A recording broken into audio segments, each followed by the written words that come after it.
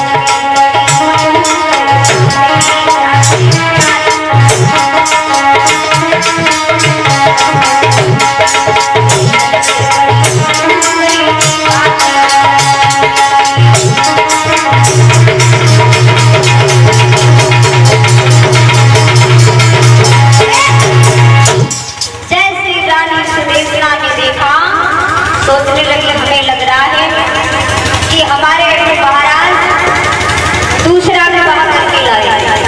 लेकिन राजा विराट बोले घबरा गई। बस अरे रानी आप घबराओ, मैं दूसरा विवाह करके नहीं लाया, ये तुम्हारी दासी है दासी। और देखो ये तुम्हारी सेवा करेगी, लेकिन सर नहीं उठी, झूठे बर्तन नहीं धुली, पैर नहीं दाबी। रानी सुदेशना ने झपट पड़ द्रौपदी को गले से लगा लिया। जवाब हमारे घर में पुत्रा है, यदि हमारी बात में पड़ेंगे तो तुम्हें प्यारी है। आज मेरे भाई बहनों रानी द्रौपदी आज सुजानी के रूप में आज भैया सुदेशना के पास रहने लगी। इधर काबियों कार्तिक को महीना जब आई होगी तो रानी सुदेशना का भाई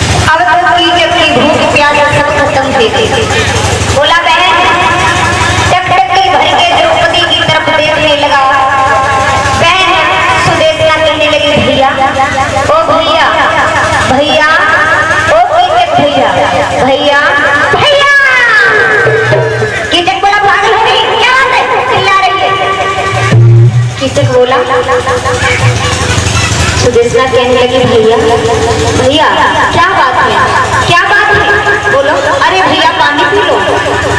कीचक बोला बहन अब मुझे प्यास नहीं है, अब मुझे प्यास नहीं है। क्यों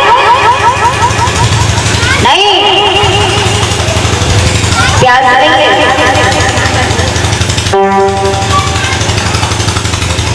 मुझे प्यास नहीं है बहन। अब मुझे जल्दी बता दो ये लड़की कौन है, ये तुम्हारे आंगन में लड़की कौन है। और अरे कीचक मन में हरस आई।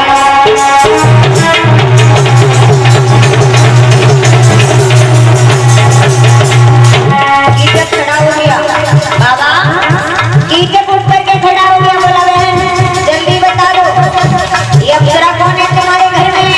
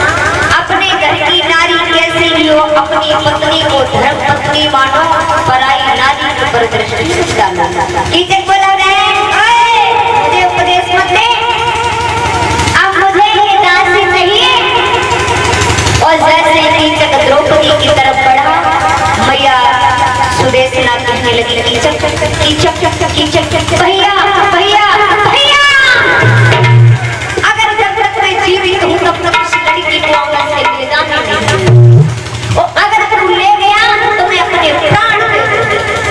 हाय हाय कीचक सोचने लगा 100 भाइयों के बीच में एक बहन अकेली, तो अगर मैं जरदासी को ले गई मुझे मर जाएगी, लेकिन कोई बात नहीं, आज नहीं आग लगी तो फिर आग लगेगी, कुआं पे आएगी जल भरी में, अब देखेंगे मेरे भैया। आज कीचक वहां से चलो, और जब कीचक वहां से चला गया, लेकिन उसके दिल से वो दासी की छवि नहीं निकल रही। आज 4 दिन बीते हुए गए, कीचक ने जल बनाई थी, हाय हाय हाय दासी हाय दासी हाय दासी। एक बात को ध्यान रखियो भैया, जब शेर की मौत आवे तो वो गांव की तरफ भागे, और जब गांव की पुरुष की मौत आवे भैया तो वो पराई बहन की तरफ भागे। तो आज कीचक की कोई दशा हो गई, द्रौपदी को 4 दिन हो गए, और जैसे द्रौपदी घड़ा लेके जल भरने को कुआं पे चले हैं, तो मैया सुदेशना ने कहा सुनो सुजानी, ए दासी सुजानी, जरा संभाल के जाना, पकड़ कर कीचक ना मिल जाए, कहीं कीचक ना मिल जाए।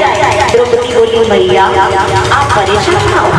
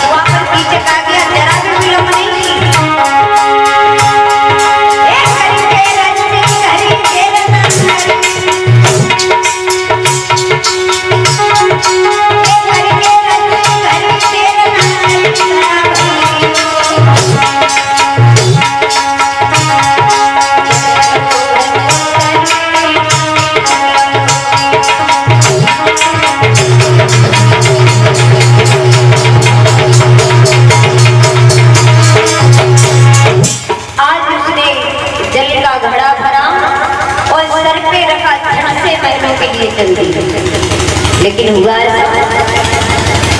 द्रौपदी ने कीचक को जैसे देखो हाय हाय, और कीचक ने आगे बढ़ के द्रौपदी की कलाई पकड़ ली, एरी इते आ, एरी इते आ, ओए इते आ, इधर आ, एरी।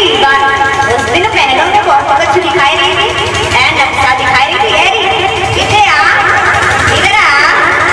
द्रौपदी बोली पापी दूर रहना, ओए कीचक, मेरे साथ में 5 गंधर्व रहते हैं, अगर तुम मौत को बुलावा देना तो मुझे छेड़ना, कीचक मुझे फाड़ डालेगी नींद से। कीचक बोला है अरे सुंदरी, अगर तुम 5 गंधर्व तेरी रक्षा करते तो तुझसे जल नहीं भरवाता। कितनी नरम कलाई है तुम्हारी लगी, इधर आ, इधर आ, ऐसो इधर आ, हाँ ओरी तेरो पति कतई कसाई है और काम लोहे की जगह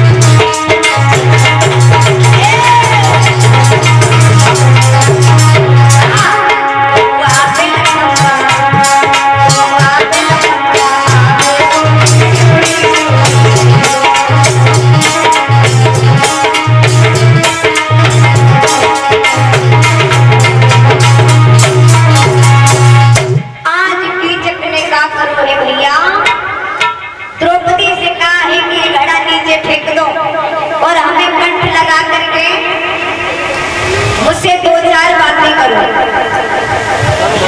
आज मैया द्रौपदी ने कीचक की बात सुनी तो दांत पीस कर मैया कहने लगी, पापी कीचक सावधान हो जा, तुझे नहीं पता है कि मेरे साथ में 5 गंधर्व हैं जो मेरी रक्षा करते हैं, तुझे फाड़ चीर डालेंगे। कीचक कहने लगा, इसकी ठोस दे देखो, बोला कहाँ है तुम्हारे 5 गंधर्व? अरे नई बात नहीं हो तो बुला लो, देख रहे हैं तुम्हारे 5 गंधर्व। द्रौपदी ने जो ही हंसते हुए कीचक को देखा, पापी द्रौपदी के आंखों में खून के शोले उतर आए और कहने लगी, मैया कीचक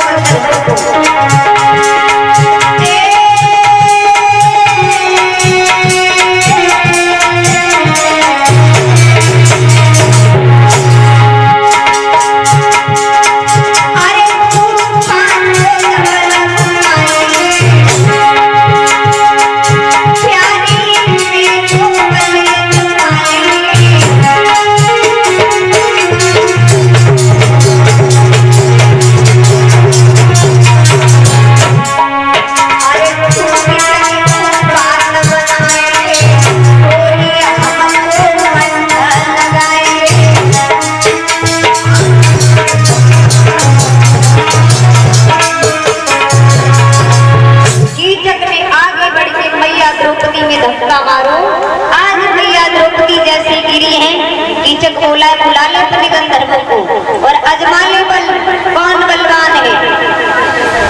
द्रौपदी उठ करके खड़ी हो गई, हंसकर बोली ध्यान रखना, जब स्त्री उलझा हुआ सवाल बन जाए तो सुलझाने में बहुत समय लगता है। द्रौपदी हंसकर के बोली कीचक से बोली राजा, अरे कीचक, अरे हमने तो तुमसे वैसे तुम्हें हम आजमा रहे थे, हमें तो तुमसे उसी दिन प्यार हो गया था जिस दिन तुम महारानी के महलों में गए थे, लेकिन महाराज मैंने रानी के डर की वजह से तुमसे नहीं कहा था। आप चिंता मत करो, मैं तुमसे बहुत प्रेम करती हूँ। कीचक बोला फिर काय मरी जाएगा कितने टाइम से, जब तू हमसे प्यार करते हैं तो इतनी बात बनाने की क्या जरूरत है। रही बात हमारी बहन और हमारे बहन की, हमारे अंदर 60,000 हाथियों का बल, मेरा कोई कुछ नहीं बिगाड़ सकता। देखो द्रौपदी कहने लगी, देखो महाराज एक बात है, हम प्यार तो तुमसे बहुत करते हैं लेकिन छुप छुप के मिला करेंगे। द्रौपदी बोली कि हम तो छुप छुप के मिला करेंगे, अगर सबके सामने मिलेंगे तो तुम्हारी बदनामी हमारी बदनामी। महाराज कीचक ना समझ पाओगे का, ध्यान रखना, जब नारी अपनी चतुराई दिखावे भैया, जब औरत अपनी चाल चलती है तो बड़े बड़ों को नष्ट कर देते। द्रौपदी बोली महाराज देखो, जो गांव के बाहर मंदिर है ना, जो तुम्हारे जीजा के नगर के बाहर मंदिर है ना, हम सीधी करेक्ट 9 बजे मिलूंगी आए मंदिर में। हाय दैया, कीचक ने जैसे सुनी बड़ो खुश हुई हो, जैसे पेट में रसगुल्ला फूटने लगे। हाय हाय हाय, कब अब 9 रात में 9 बजे को आदा करो और कीचक बैठे हो जाए दिन में मंदिर में। हाय कितनी जल्दी 9 बजे जाए, हाय कितनी जल्दी 9 बजे जाए। पर ये घड़ी ना खराब है रही, इन्हें जल्दी जल्दी घूम जाए 9 बजे। और इधर मैया द्रौपदी आंखों में आंसू भर के महाराज धर्मराज के पास पहुंची, बोली महाराज जैसे ही युधिष्ठिर ने देखा है द्रौपदी को रोते हुए जवाब दिया है पांचाली, क्यों रो रही हो? द्रौपदी बोली महाराज राजा विराट के साले कीचक ने आज कुआं पे छेड़ो और वाले 9 बजे रात को बुलाई हुई महाराज। कुआं पे तो मैं बहाना करके निकल आई, लेकिन महाराज अगर मैं रात को मंदिर में नहीं गई तो महाराज ने मुझे मार डाला।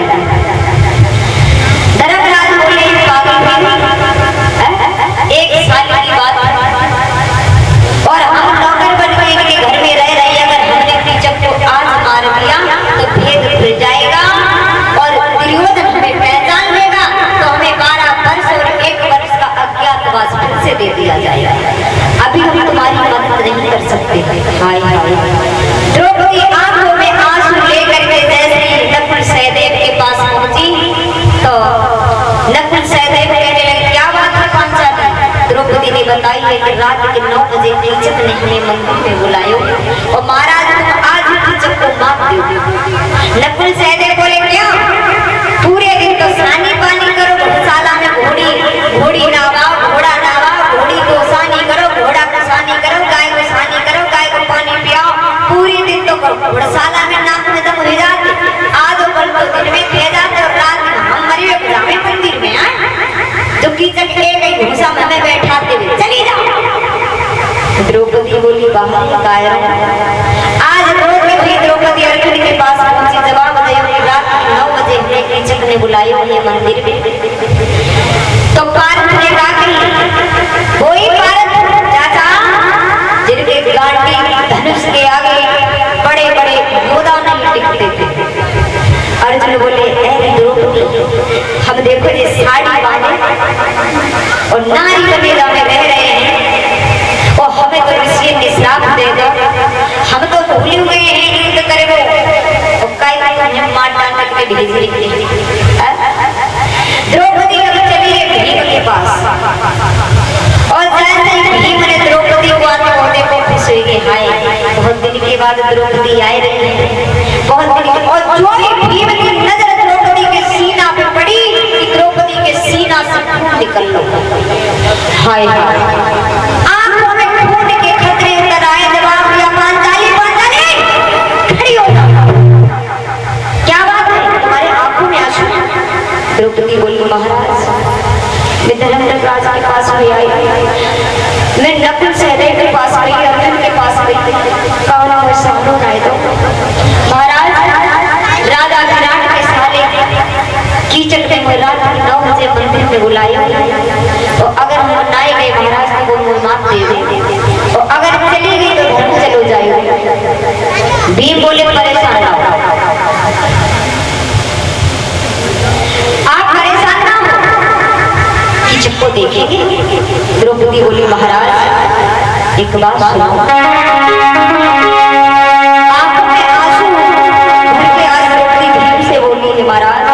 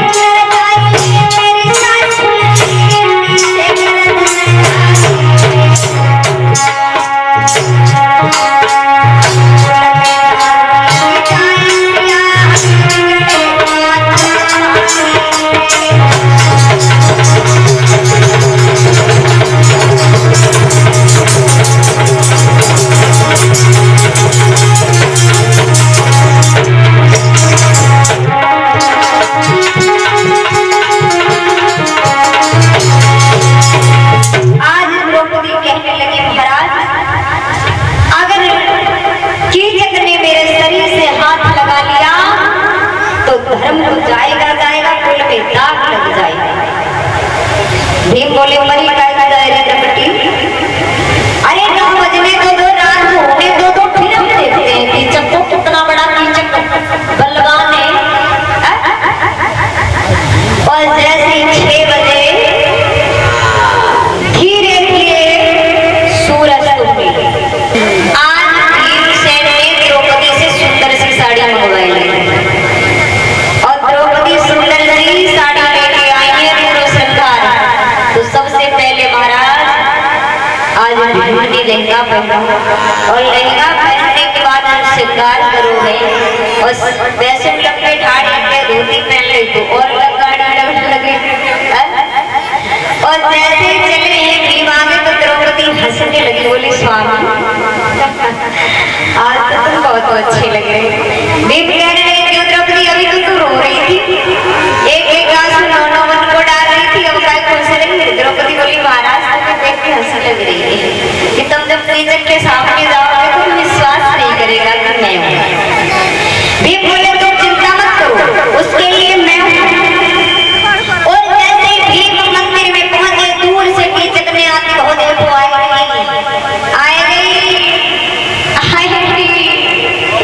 लेकिन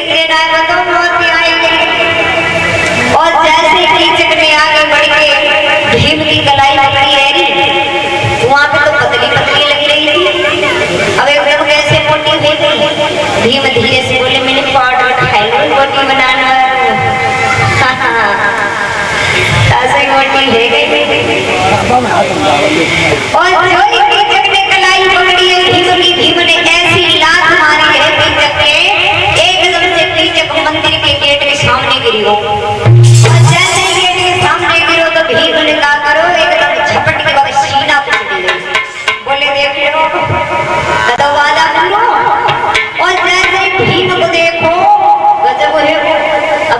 सोचने लगो ये औरत है कि भगवान है।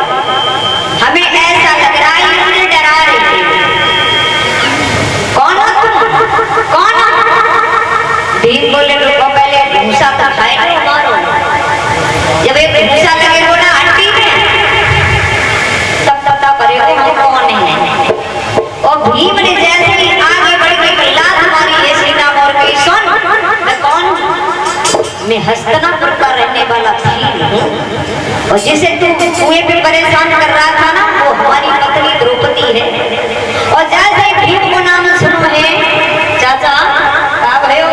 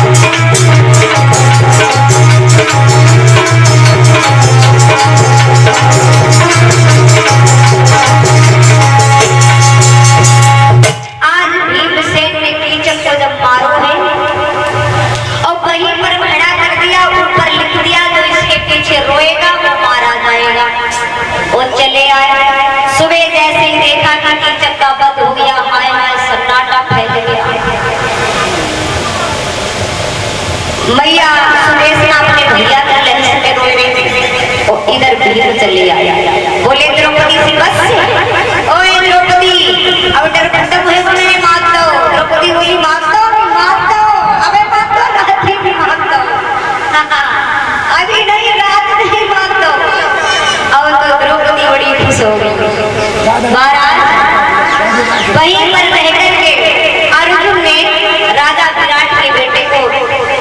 जितवाया हस्तिनापुर के लोगों से। बाबा भीष्म द्रोणाचार्य कर्ण जब ये विराट नगरी पर आक्रमण करने गए उस समय अर्जुन राजा कमल नयन के बेटा के साथ थे, जिन्होंने उत्तरा के लिए उनके कपड़े, उन योद्धाओं के कपड़े ले जाकर के गुड़िया बनाने के लिए दिए। और धीरे धीरे जब समय व्यतीत हुआ, 1 साल जब व्यतीत हो गया, तो आज महाराज कहने लगे वैसा करो, चलो इस तरह पर तो 1 साल पूरा हो गया। तो धर्मराज युधिष्ठिर ने कहा, देखो हमने राजा विराट का अन्न खाया और मैं ऐसे छुप करके नहीं जाऊंगा, बता करके जाऊंगा।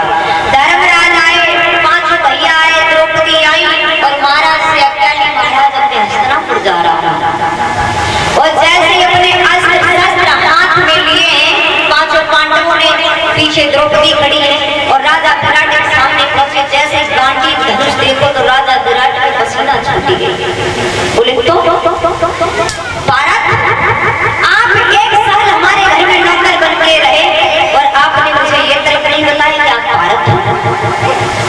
धर्मराज ने कहा, महाराज आप हमारे घर में नौकर बन के रहे, आपने बताया भी नहीं। द्रौपदी, आप हमारे घर में दासी बन के रही, हमारे साले केशव ने तुम्हारे ऊपर गलत दृष्टि डाली।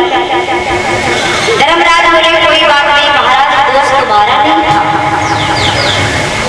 आदमी की स्थिति प्रतिकूल हो या अनुकूल हो, उसे उसी के हिसाब से चलना चाहिए। कोई बात नहीं महाराज, हम आपके आभारी हैं, आपका मैंने अन्न खाया। राजा विराट के दोनों चरण पकड़ लिए और जवाब दिया, महाराज जाते जाते भेंट तो लेके जाओ, हम आपको कुछ भेंट भी देना चाहते हैं। जवाब दो क्या? राजा नीलकमल ने कहा है कि हमारी प्रिया के उत्तरा हम विवाह करें। अर्जुन से कहा, अर्जुन ने राजा विराट से कहा, महाराज देखो बिटिया उत्तरा को हमने नृत्य विद्या सिखाई है,